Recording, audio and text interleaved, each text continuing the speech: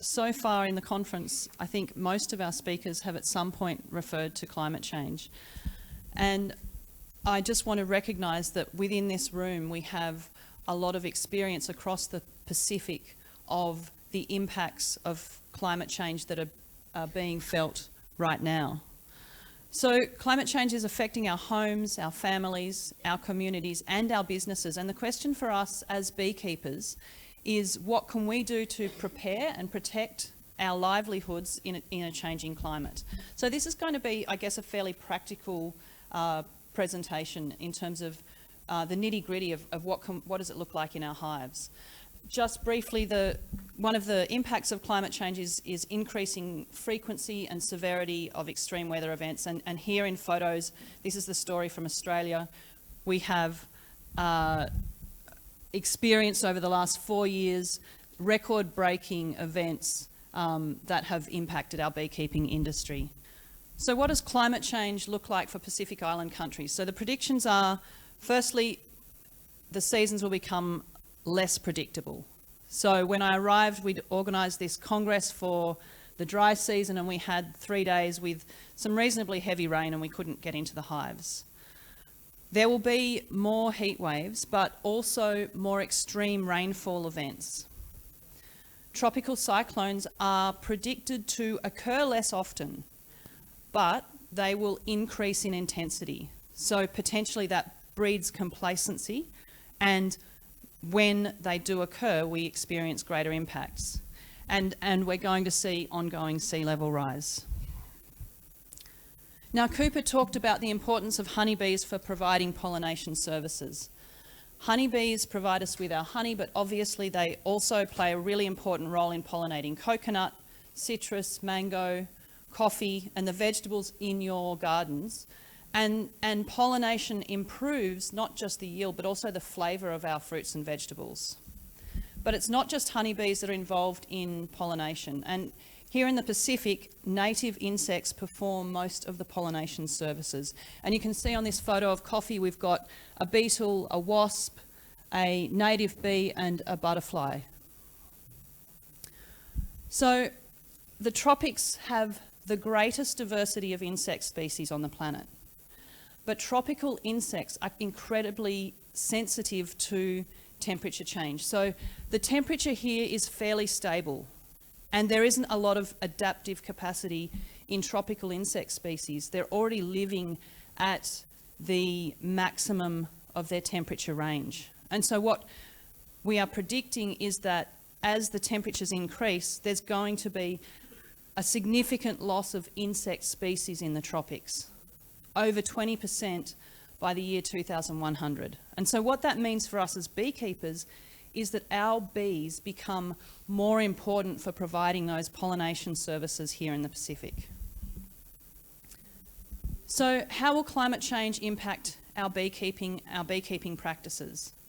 As farmers, we respond to seasonal cycles, but as the seasons become less predictable, that impacts our capacity to manage our hives based on seasonal calendars. So the flowering time of plants is also going to be impacted by climate change, and this is going to reduce our ability to predict when the honey flow will occur.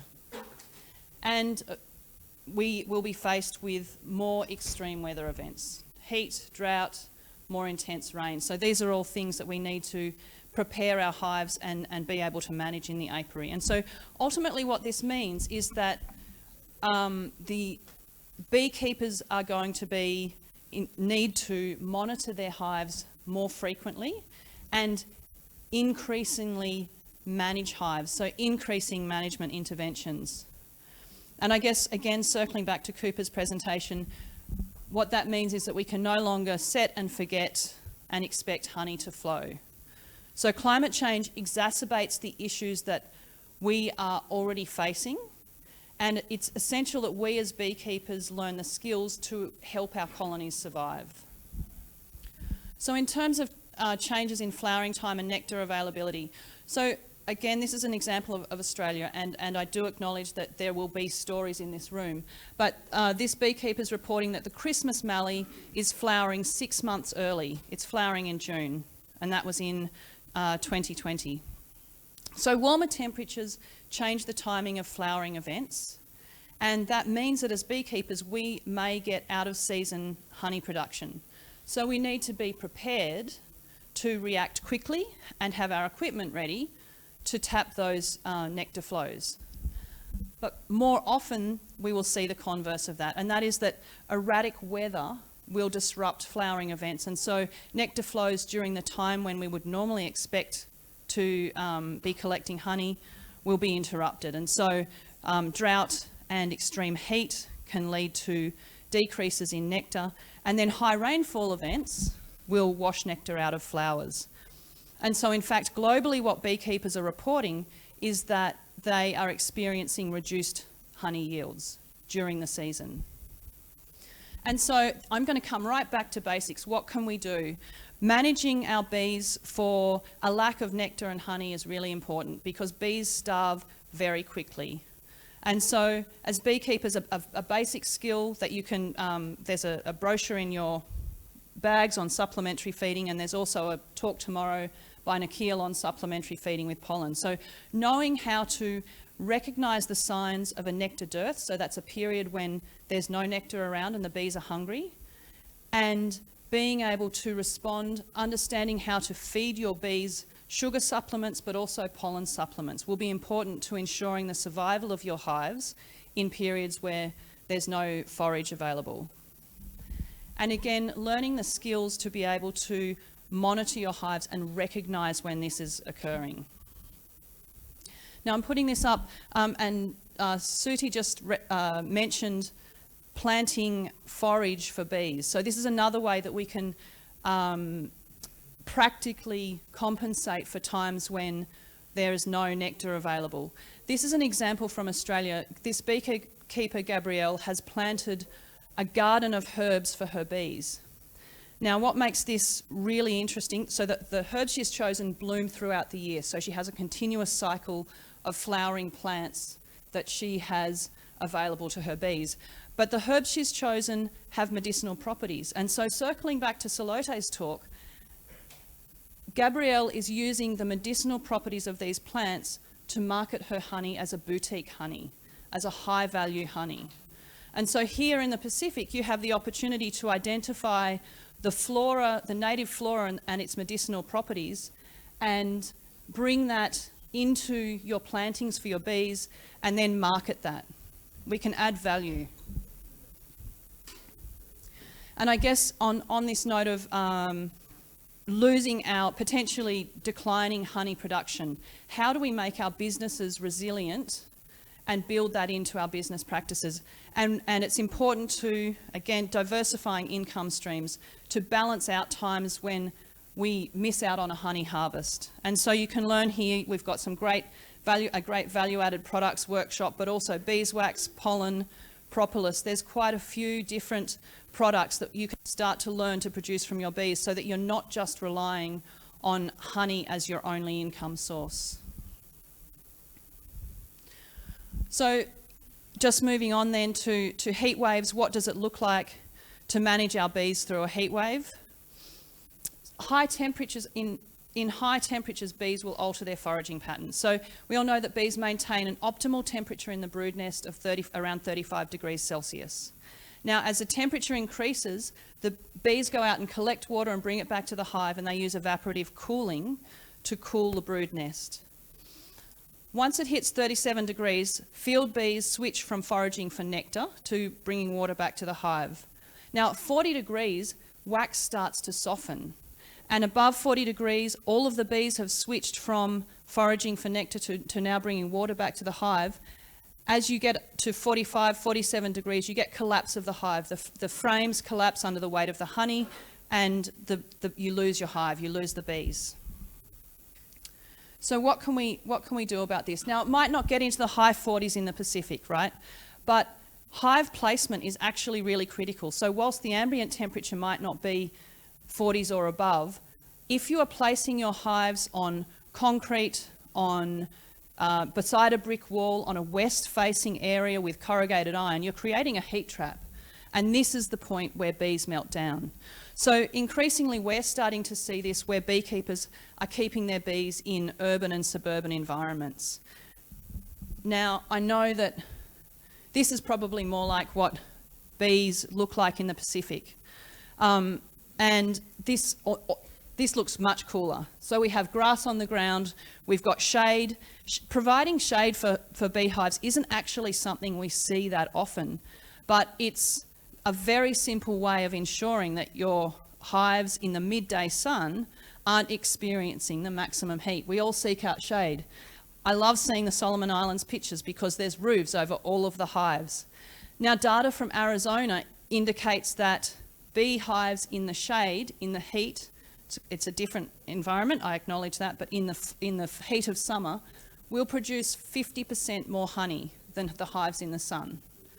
So if you think about it, if bees are having to go out and collect water, they're expending energy.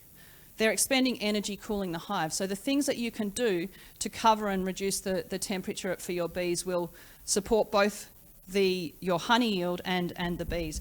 And additionally, having a roof is going to help us with heavy rain events. So it will protect the bees in heavy rain events, and your boxes survive longer because they're not exposed to the elements. And I touched on providing water. Bees in the heat use 4 litres of water per day per hive. So if your beehives aren't beside your home, if they're some distance away, have you provided enough water so that on a hot day, if you're not there, the bees aren't having to range a large distance to bring the water back to the hive?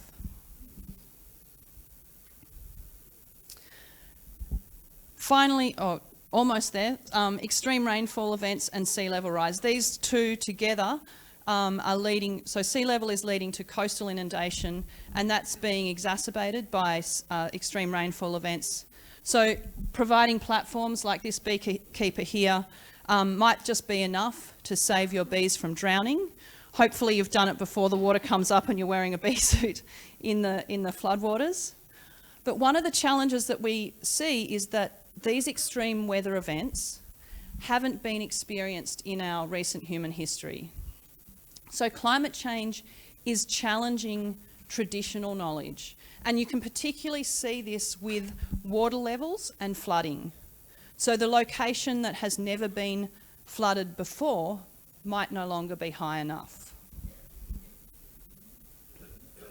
And just then, finally, to touch on tropical cyclones, bees can survive storms and cyclones if you have prepared your hives. So the experience here in Fiji, these are photos from Fiji, and I acknowledge the work that has been done here by the rest of our team and the FBA and MOA on this, is that by strapping your hives so that they stay together, when they topple in a cyclone event, the frames stay in the boxes. So that means post-cyclone you can come along, pick your hives back up, and most of your colony will have survived. Now, this is the difference between losing 10 to 20% of your hives, or if they're not strapped, the frames get strewn around the ground, the bees drown, maybe 70% or more of your hives. So it comes down to being prepared. And as I mentioned before, the predictions are that we will have fewer tropical cyclones in the Pacific. So this knowledge we do need to hold on to, though, because when they do come, they will be worse. So to summarise, basically what we're looking to do is build resilience into our beekeeping practices and our businesses. And the best way to do this is to keep learning. It's about good beekeeping practices. They will be essential to us as beekeepers supporting our bees and ensuring their survival. Diversify your income streams so you're building resilience into your business. And it's no longer possible to rely on general rules. So we need to monitor our hives, know your bees, so that you can react quickly, whether it's to tap into one of these out-of-season honey flows or to feed your bees through a nectar shortage at a time when you would normally expect to be producing honey. It's about being prepared. That's it from me.